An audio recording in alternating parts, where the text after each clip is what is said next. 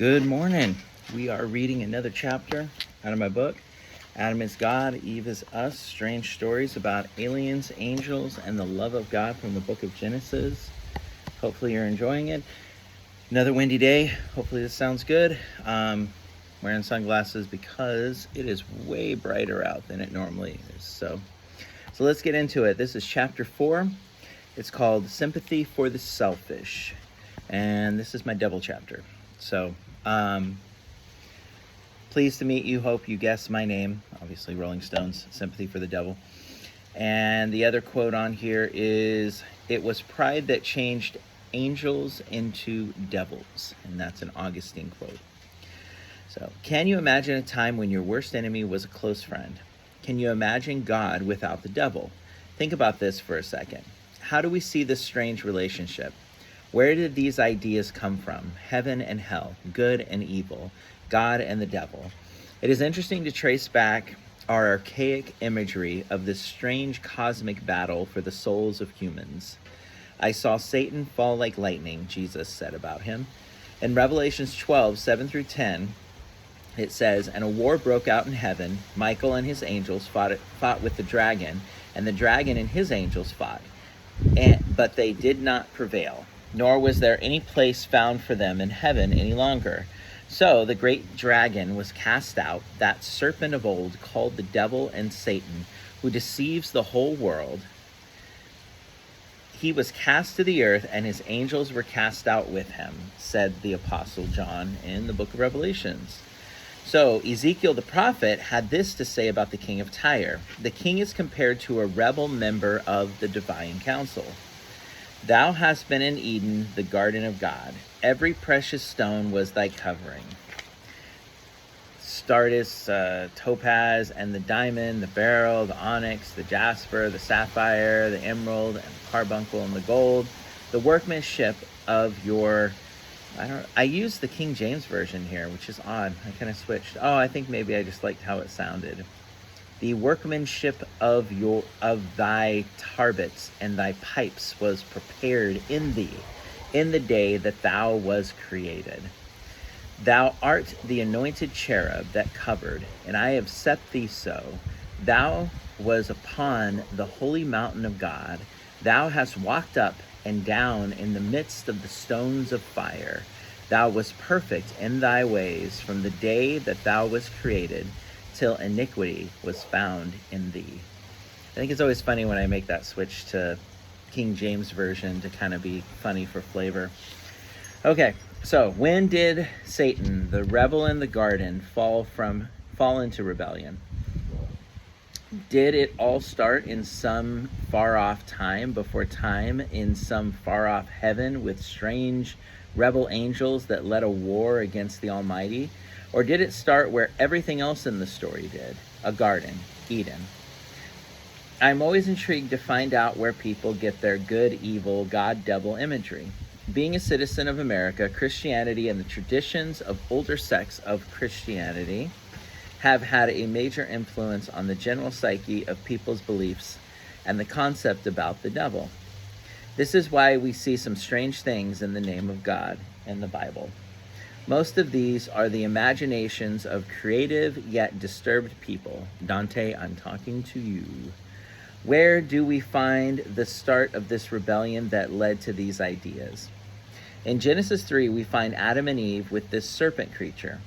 Now, I do not believe this is a snake or any other regular animal. From the scriptures I mentioned above, I believe this is a created spiritual being who had access and authority. This is why you do not see Eve questioning the conversation later. The word used here for serpent is Nakish. The 3 consonants used in the word Nakish can be interpreted and used as a noun, adjective, or a verb.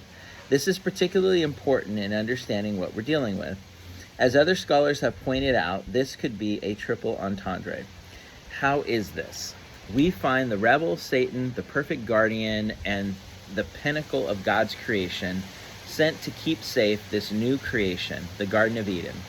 Satan is a perfect, beautiful cherub. Now, cherubs and seraphs in the Bible are a class of angels or spiritual beings. The root letters in the word point to a creature being scaled or serpent-like. The creature was beautiful, perfect, no flaws, yet like a dragon, scaled and terrible. This is the noun in Nakish. The verb is necromancer or deceiver, and the adjective means a shining one, like brass, reflective light.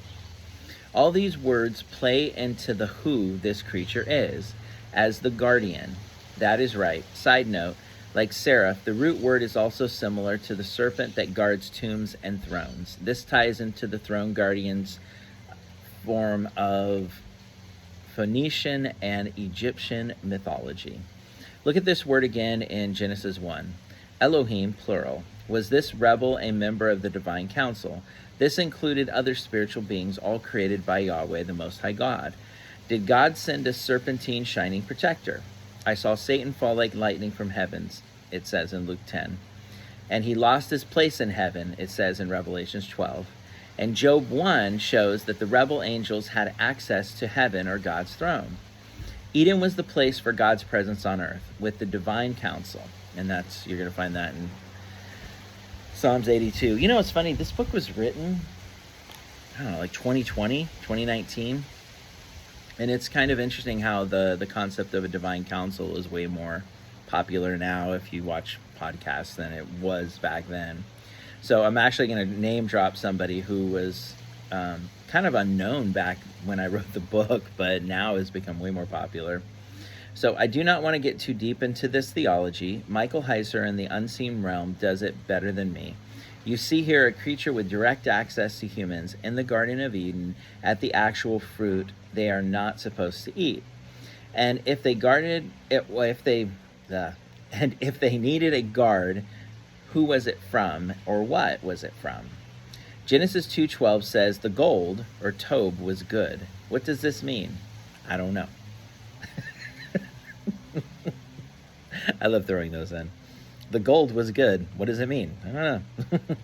According to the prophet Ezekiel in Ezekiel 28:11, again the word of the Lord came to me, saying, Son of man, take up a lament for the king of Tyre, and tell him that this is what the Lord God says. You were the seal of perfection, full of wisdom and perfect in beauty. You were in Eden, the garden of God. Every kind of precious stone adorned you. Ruby, topaz, diamond, beryl, onyx, jasper, sapphire, turquoise, and emerald. Your mountings and your settings were crafted in gold, prepared on the day of your creation. You were the anointed cherub as a guardian. You were anointed as a guardian cherub, for I have ordained you. And you were on the holy mountain of God. You walked among the fiery stones. From the day you were created, you were blameless in your ways until wickedness was found in you. Wait, isn't this about the king of Tyre? It is, and it is compared to a spiritual rebel. Also, look at the scriptures before. The title is different. Ruler, prince, king, God. Also, it says the person was, in Eden, perfect, mentioned twice, a guardian cherub, and on the holy mountain of God.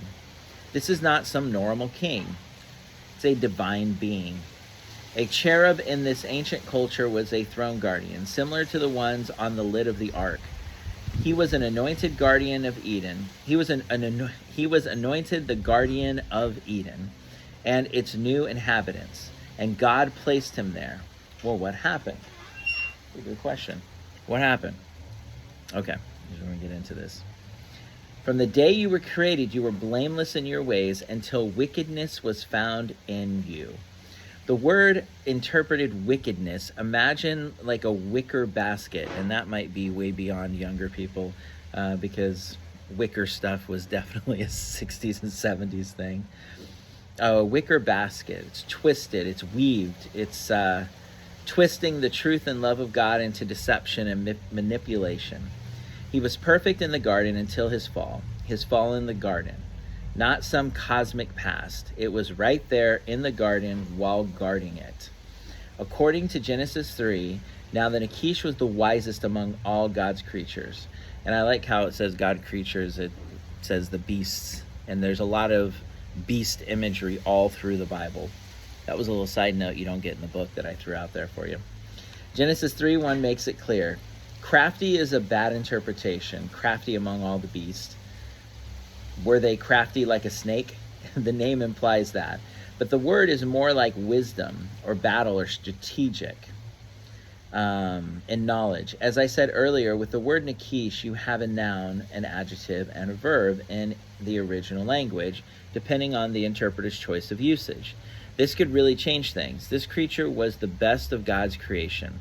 Like a seraph, it was a serpent-like, shining, beautiful. It was serpent-like, shining, beautiful, and deceptive. Paul said Satan can masquerade as an angel of light. Rabbit trail for you on angel of light. Have fun with that. What was the thing that we have? What was this thing that we have conversing with Eve? What was this thing? What are the first words spoken by this creature recorded in Scripture? Has God said? You know, it's interesting, and I say this here, Jesus' first words in the New Testament are, "It is written." There's another rabbit trail for you. This ties into the wickedness or the twisting nature of the serpent. The Nakish is taking God's words and manipulating them back to Eve. You might be asking why this conversation has taken place anyways. Why is she talking to the serpent? Maybe, as the scripture in Ezekiel states, since he was a guardian and by this authority gained the trust of Adam and Eve. We find this creature in the same vicinity as the tree of knowledge, knowing that humans would end up there. Maybe he was there to guard it. Maybe he felt he was doing the Lord's work by demonstrating the humans would fall into temptation given the first chance they got. See Job. Or maybe the Nakish, this guardian serpent-like dragon, eats some of the fruit, learns something that causes him to leave his post as a guardian to start a crusade against humans. You're kind of going, wait, what? I like throwing the strange little nuggets that I dug out of the Bible myself, but... Or maybe, I'll read it again. This guardian serpent-like dragon eats some of the fruit and learns something that causes him to leave his post as a guardian to start a crusade against humans. Is this how the Nakish in verse 4 says with confidence, "Surely you will not die"? Well, yeah, he ate the fruit and he didn't die, right? Eve replied, "Don't call me Shirley." I don't know. It was an odd place for an airplane reference. Leslie Nielsen, I guess. Yeah, anyways. How could the devil say with such confidence? Did the dragon eat the fruit first? I don't know. This passage is an important passage in the story and loaded with a lot of baggage. It is packed with so much intrigue, double and triple entendre, and misunderstanding, it can cause the average reader to lose heart and the uninformed interpreter to derail the story. I want you to understand something about the rebellion. It was not a one-time event. There was not only the garden, but also the flood and the Tower of Babel, which I cover all those things in my book. These were all rebellions. Even during Israel's biblical history, you see rebellions. The evil we find throughout the Bible is the story of an ongoing rebellion against God. Did it start with this fallen being, this rebel in the garden, that wakes up and believes he can stop God's plan and bring about his own? Isaiah spoke about him in Isaiah 14, referring to the king of Babylon. The Bible seems to put devils and demons in geographical locations. Even Paul does this in the New Testament. There's another fun rabbit trail for you. According to Isaiah 14:11, so this king could ascend above the stars of God, sit on the mountain of the assembly, in the recesses of the north, above the heights of the clouds. This king says, I will make myself like the Most High God. What drives this devil? Ezekiel says, it's capitalism. That took another turn you weren't expecting, right? The abundance of trade. And Isaiah says it's pride. You have a toxic mix of wealth, greed, and pride to rule. The rebel here has been referred to as Lucifer from Isaiah 14:12. Oh, how you have fallen, O Lucifer. Now, this is a Latin word misinterpreted in the Latin Vulgate to say this name Lucifer, when in Hebrew it is Halel, a play on a few things, but not the name Lucifer. He was not a light bringer. He was a light deceiver. The words, as some have suggested by scholars, are, O shining one, how you have fallen, Nakish.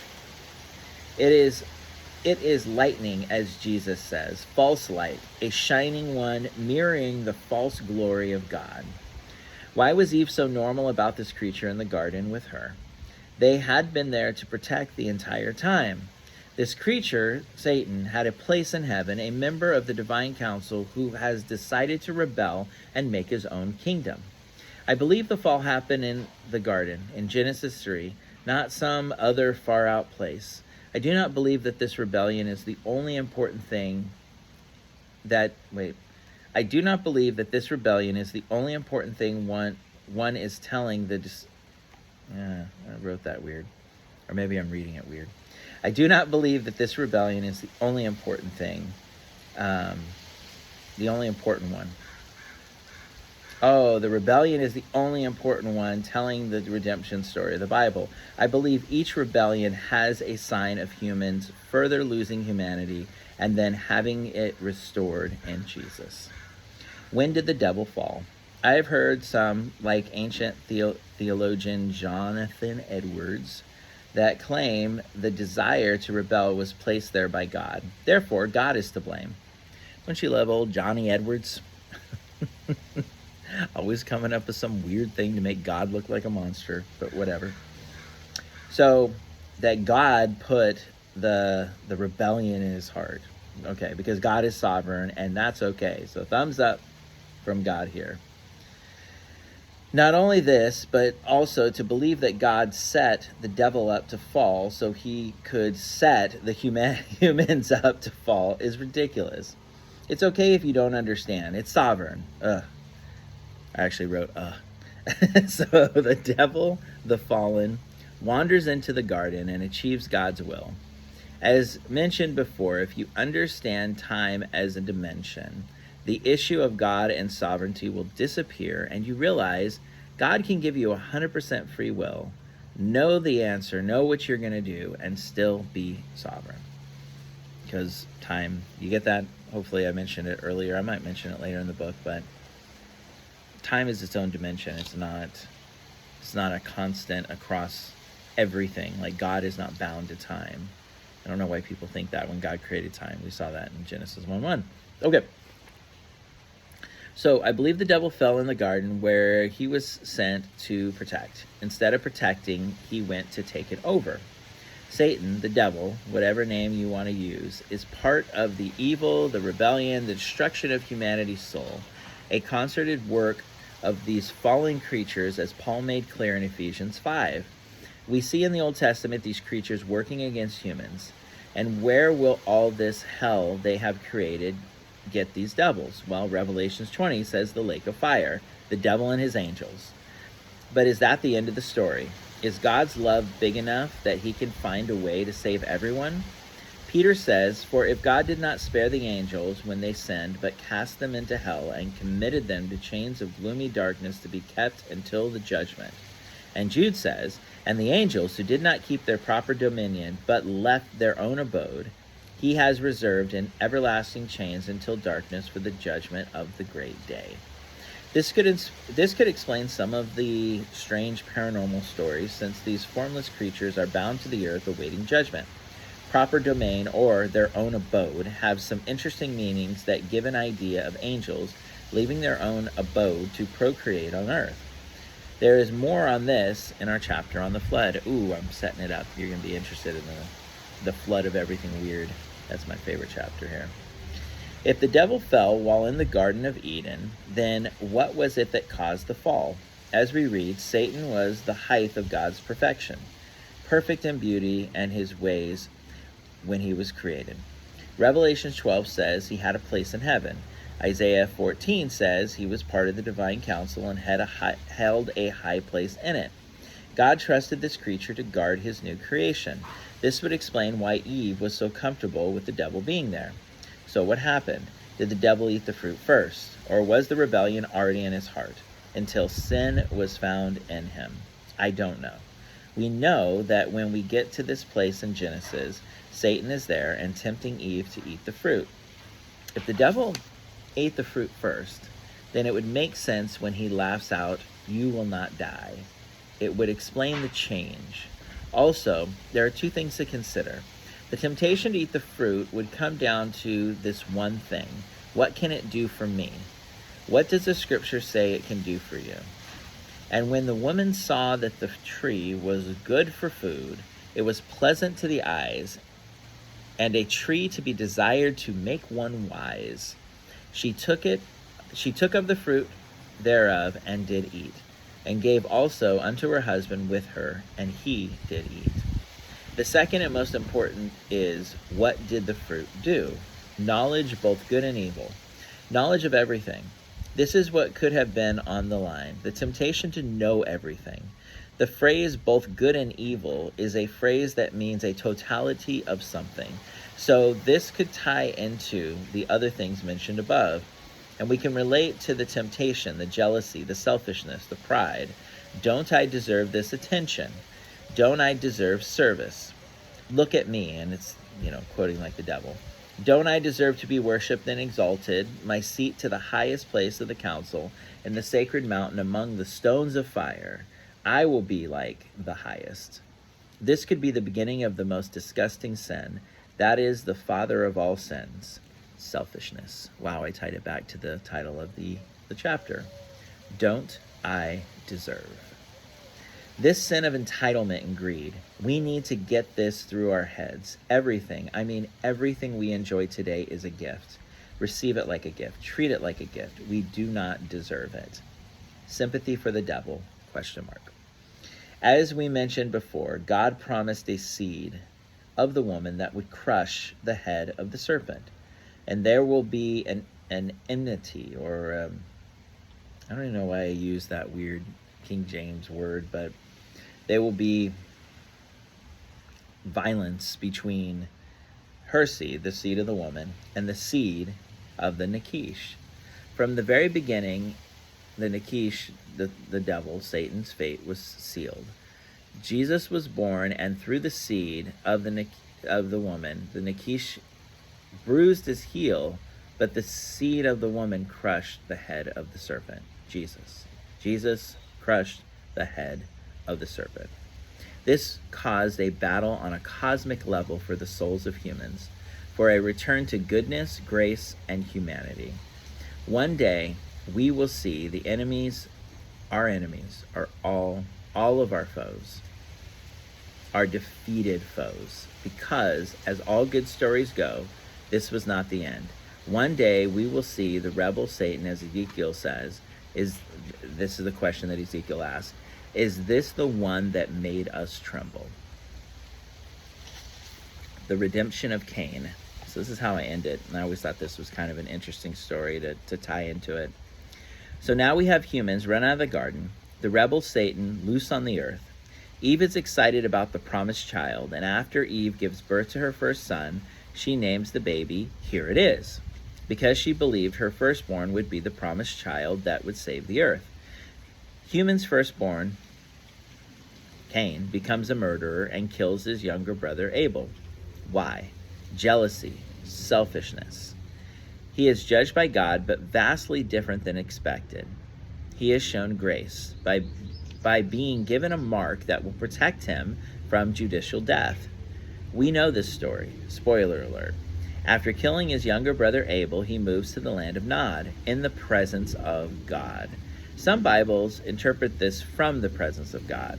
Nod means trembling with fear. Trembling with fear. The presence of God was still with him, even in his fear. Why was he so afraid? He murdered a man. He expected to be murdered back. He committed a sin and felt he should be punished. This was Satan's finest creation. Human's firstborn turned into a murderer and murdered his own brother. But there is redemption because God showed grace and marked him to protect him if someone would find him. God marked Cain to keep him alive. Then he followed him to Nod and kept him there. When Cain found a wife, who was Cain's wife? I will not go there.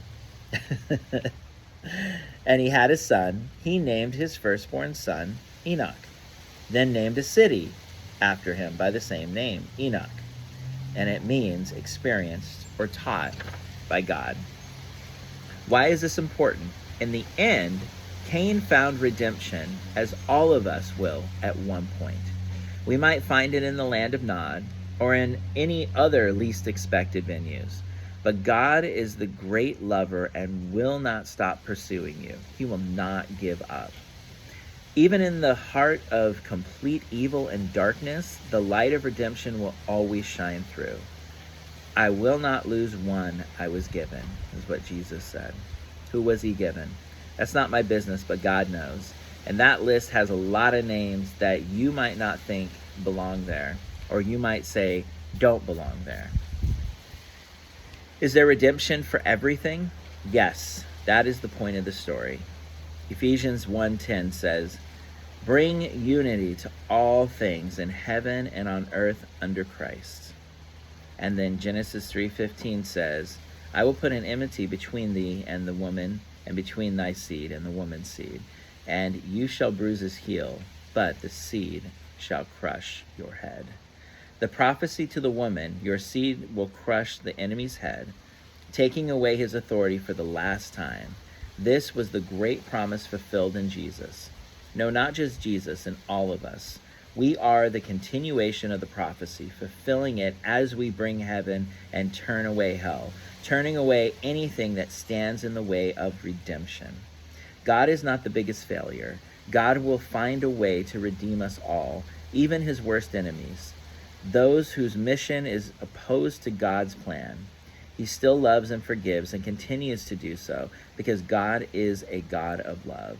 And this love is big enough for Cain and for Satan and Hitler and Genghis Khan. It's big enough for all of us. Maybe even the devils like us have a chance. And that was the end of chapter 4. That was a good chapter. I enjoyed it. I brought up an idea. So this book's going to be full of ideas that you're like, I ain't never heard that one before. Yeah, that's what kind of makes it fun. Just spending 26 years, 27, 28 years of being a Christian, reading the Bible, learning things.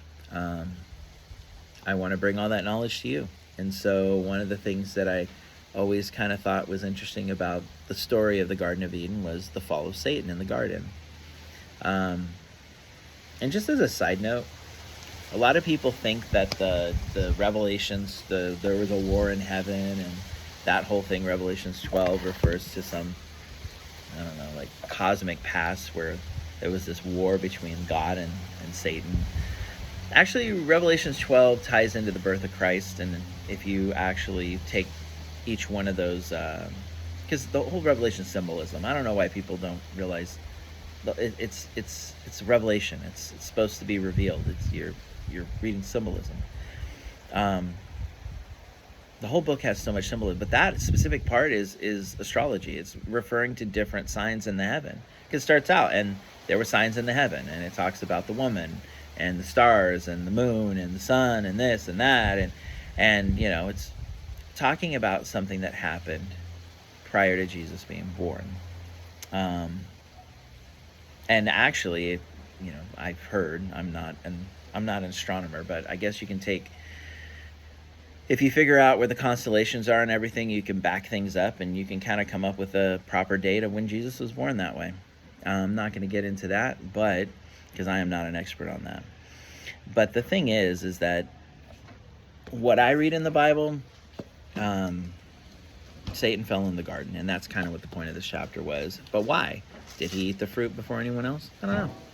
But all of these things are going to tie together as we keep going. Thank you for listening to another chapter of Adam is God, Eve is Us, strange stories about aliens, angels, and the love of God from the book of Genesis. I'll read you another chapter soon.